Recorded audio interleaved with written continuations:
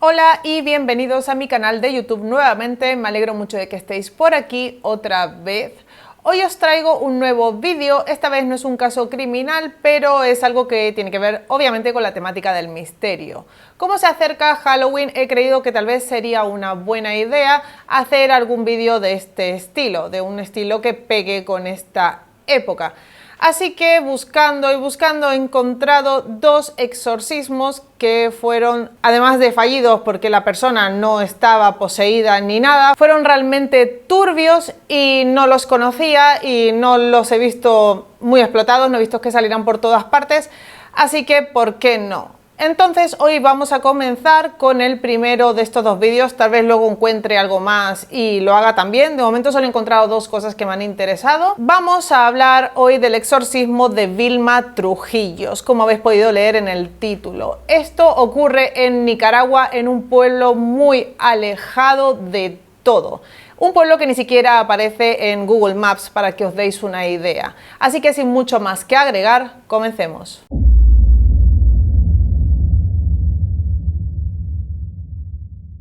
Para que comprendáis cómo se origina esta trágica historia, nos tenemos que situar primero que nada en la locación. Así que nos iremos a Nicaragua, en el Caribe Norte, en un pueblo, como os he dicho antes, muy alejado. Lo más cerca que tiene es otro pueblo, el pueblo de Rosita. Es difícil de acceder y no se puede llegar en un solo vehículo. Estamos hablando del Cortezal. A este sitio se tarda en llegar más o menos entre 8 y 10 horas, porque primero hay que ir hasta Rosita y luego de ahí se puede hacer una parte del trayecto en un vehículo como un todoterreno, pero luego hay que seguir a pie o en mula o a caballo o en lo que nos permita llegar hasta allí, que ya os digo que es un pueblo que está completamente alejado y escondido de todo. En este pequeño poblado de casas escampadas vivía Vilma Trujillo. Junto con su familia, ella era una joven de 25 años de edad que tenía un marido, dos hijos, tenía tíos, tenía hermanos y tenía sus padres allí. Hacía poco ella y su hermana se habían unido a la iglesia Visión Celestial, que no me ha quedado muy claro si esta iglesia era protestante o si era católica o evangélica, pero bueno, que era una iglesia que estaba allí, era básicamente una casita de madera en el medio de este poblado y era precedida por un pastor. El pastor era un joven de 23 años de edad llamado Juan Gregorio Rocha. Él junto a su familia y a algunas personas más del poblado llevaban esta iglesia y conformaban esta misma congregación. Entonces, ¿qué es lo que pasa aquí? Según nos cuenta la familia de Vilma, un buen día Vilma comenzó a hacer cosas raras, a decir cosas extrañas, a actuar de manera poco normal. Sufría de alucinaciones y, por ejemplo, le dijo a su hermana que estaba embarazada que lo que llevaba en su vientre no era un bebé sino una serpiente. Su tía cuenta que también se arrodillaba, lloraba y nombraba a el diablo. Ellos sabían que Vilma necesitaba ayuda con urgencia, pero el doctor más cercano estaba casi a un día de camino desde ese grupo de casitas humildes, así que lo más cercano que tenía la familia de Vilma para buscar ayuda era esta pequeña iglesia. Entonces fue cuando acudieron al pastor y a su congregación. Y en este punto me parece muy importante destacar dos cosas que saldrían más adelante como información una vez avanzado el juicio, pero que me parecería muy importante destacar ahora para comprender qué es lo que pasó. Parte de su comunidad, y muchos eran parte de esta iglesia, habían acusado a Vilma de adúltera. Decían que había engañado a su marido. Su marido, por otro lado, diría más adelante que él llegó a enterarse por la familia de Vilma que la misma había sido violada por un hombre y ella estaba tomando una especie de remedios naturales hechos con hierba y que a partir de aquí habría sido que su comportamiento comenzara a cambiar de una manera tan brusca. Así que no sabemos si esto sería causado por el trauma de la violación o por lo que sea que le estuvieran dando, por lo que estuviera ingiriendo que le causara alucinaciones, que también podría ser. Pero para la comunidad, para esta iglesia, Vilma era una adúltera y por eso había acabado poseída por el demonio. De cualquier manera, Vilma necesitaba ayuda y los médicos no estaban a su alcance, así que incluso a ella le pareció buena idea acudir a la iglesia.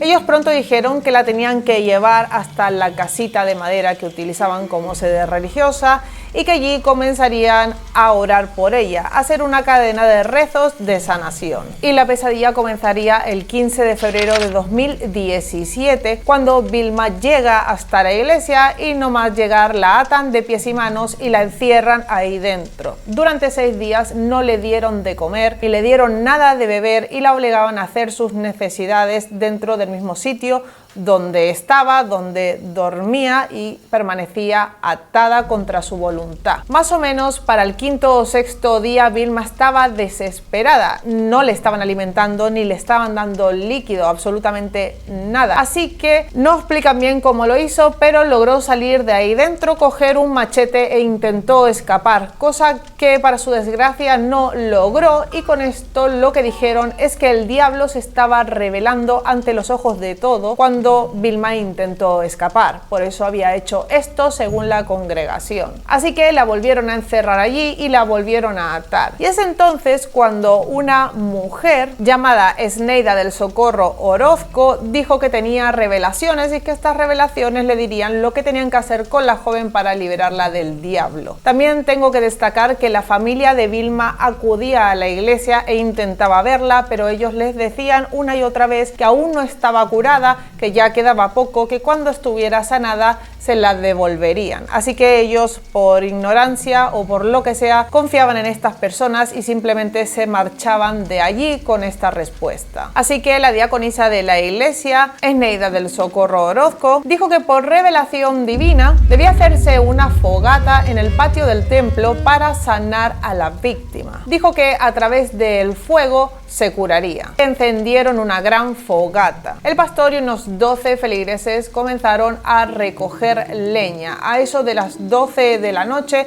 empezaron a juntar leña y a hacer una enorme hoguera cerca de un árbol de guayaba. La hermana de Vilma estaba muy cerca de allí rezando, pero no estaba viendo directamente lo que estas personas estaban haciendo. Supuestamente, explicaron estas personas en el juicio, una de las mujeres familiares del pastor hablaba en lenguas extrañas, mientras que era otra la que traducía lo que ésta decía. Luego dijeron que al igual la intérprete entendió mal lo que la mujer que hablaba en lenguas extrañas había dicho, un poco como para justificarse de lo que harían más adelante. Así que sacaron a Vilma de adentro de la iglesia a eso de las 5 de la mañana más o menos. La hora tampoco es una cosa que esté muy clara. Estaba atada, algunos dicen que la lanzaron al fuego y otros dicen que la ataron al árbol de guayaba y que allí las llamas comenzarían a abrasarla viva. Es entonces cuando la hermana de la joven comienza a escuchar los gritos de auxilio y socorro. Decía que se estaba muriendo, que se iba a morir. Así que salió corriendo hasta allí. Ahí estaban todos los feligreses mirando cómo Vilma era quemada viva. La joven comenzó a gritar que pararan, pero no le hacían caso y le dijeron que una vez acabaran de arder las llamas, Vilma estaría curada, y es entonces cuando la llevarían dentro de la iglesia para que renaciera, para que reencarnara y estuviera libre de sus pecados. Finalmente, otro familiar de Vilma que estaba por allí logra sacarla de las llamas, pero ya sería demasiado tarde. Tenía el 80% del cuerpo quemado, con quemaduras de primero, segundo y tercer grado. Las quemaduras más graves las tenía en las piernas y en los muslos y en la espalda. Estaba quemada, como era oscurito todavía solo la mira que era morada. Entonces, así como las manos en un palo pegadas, va a retorcerse, ay, me voy a morir. Entonces el pastor alegre, oiga, ya se va a morir porque ya va a resucitar, dice el Señor. Cuando ella muera, nosotros ahí nomás la metemos para la iglesia y la vamos a entregar a Dios, después va a salir sana, ya no va a tener esa quemadura. Reinaldo Peralta, esposo de Vilma, cuenta cómo le impidieron ver a la joven campesina. A mí no me daban lugar de que yo fuera a ver a mi compañera, los hermanos de evangelio. Ellos me rechazaban, entonces como la cuenta, ellos eran grandes evangélicos A mí no me daban lugar, entonces yo como tenía 2 niños, entonces yo me retiré y me fui a ver mis 2 chavalitos y entonces ella ahí quedó. Cuando yo llegué con el orador, ya la gente me platicaron que la agarraron, la pusieron al ladito de un juego, se pusieron a orar, la empujaron y la quemaron, la muchacha. Como os digo, este poblado era tan remoto que ni siquiera aparece en Google Maps. Al día de hoy se tardan 10 horas en llegar hasta allí, así que os podéis imaginar qué era lo que podían hacer con Vilma. Por ende, como no había ningún sitio cercano a donde acudir, la hermana de Vilma comenzó a correr hacia otra colina donde vivía su tía. Allí le contó lo que había pasado al padre de Vilma y a su tío, quienes fueron hasta el lugar de los hechos. Vilma estaba completamente quemada y agonizante y se la llevaron como pudieron. Improvisaron una camilla, hamaca con palos y trapos, sábanas que tenían y subieron a Vilma allí. Para todo esto ya eran casi las 12 del mediodía. Habían pasado unas 7 horas aproximadamente. Pero aquí no acabaría todo, ya que, como os he dicho al principio, no estaban cerca de nada y no había forma de llegar a ningún sitio en vehículo. Por lo tanto, tuvieron que cargar con Vilma completamente quemada, dolorida y agonizante en esta camilla el padre, el tío y todos los familiares que se pudieron unir. La llevaron a través de la selva, a través de los ríos, hasta que finalmente lograron llegar a Rosita. El centro de salud de Rosita es un centro muy pequeño y los médicos de allí vieron que no podían tratarla, que las heridas eran demasiado graves, así que la limpiaron un poco como pudieron y la enviaron al aeropuerto a 30 kilómetros de allí. Y desde el aeropuerto fue hasta Managua, donde finalmente llegó al hospital, pero ya era demasiado tarde. Al llegar al hospital, los médicos solo pudieron aliviar un poco su dolor, pero para todo esto ya habían pasado casi 2 días de largo sufrimiento. La joven fue trasladada al Hospital Rosa Pravia de Rosita. El doctor David Saravia Flores, director del hospital, describe las condiciones en las que llegó Vilma. Realmente la paciente estaba en condiciones graves. Ya tenía una quemadura de 2º y 3er grado desde la parte de la cara, en la región posterior a la oreja, en el tórax, en la parte anterior y en la parte posterior, el abdomen, los muslos y las piernas. De tal manera de que se calificó no compatible con la vida. Se le hizo un lavado quirúrgico, se le mandaron todos los exámenes. Nosotros la preparamos para el día siguiente trasladarla vía aérea hacia Managua. Las quemaduras son uno de los tipos de dolor que menos es tolerable por el ser humano. Rosita es el único municipio del llamado Triángulo Minero que no cuenta con una pista de aterrizaje. Vilma Trujillo fue trasladada en una ambulancia hasta Bonanza y luego una avioneta la llevó hasta Managua. La juventud y el ansia de vivir de Vilma le dieron fuerza para tolerar el dolor en el largo viaje desde el Cortezal hasta la capital. Le limpiaron las heridas como pudieron y finalmente Vilma Trujillo murió a causa de un edema pulmonar que había llenado sus pulmones de sangre y de un fallo orgánico general. Los culpables de este atroz crimen fueron llevados a juicio. El pastor Juan Rocha, su hermano Pedro José, su hermana Tomasa y su cuñado Franklin fueron detenidos de inmediato como presuntos culpables del crimen, al igual que una quinta detenida, Esneida del Socorro Orozco, la mujer que afirmó haber tenido la revelación divina. Los 5 acusados fueron condenados a 30 y 36 años de prisión por los delitos de asesinato, secuestro, ensañamiento, abuso de confianza y haber obrado con alevosía. En el juicio, aunque no lo creáis, todos ellos alegaron que había sido Vilma quien se había lanzado al fuego, que ella había levitado hacia el fuego y entonces se habría tirado sobre él, que estaba poseída por el demonio y que ella misma se había hecho estas cosas. Como si fuera poco, Franklin dijo que esto era culpa de ella por haber sido una mujer adúltera, en referencia a la violación que había sufrido. La tía de Vilma no quiso testificar en el juicio, ya que contó a la prensa que le amenazaron con prender fuego su casa con ella dentro. Toda la familia de Vilma se fue de ese poblado, su marido se fue a 100 kilómetros de allí junto con uno de sus hijos. El otro de los hijos de Vilma se quedó con el hermano de ella, pero también marcharon de allí.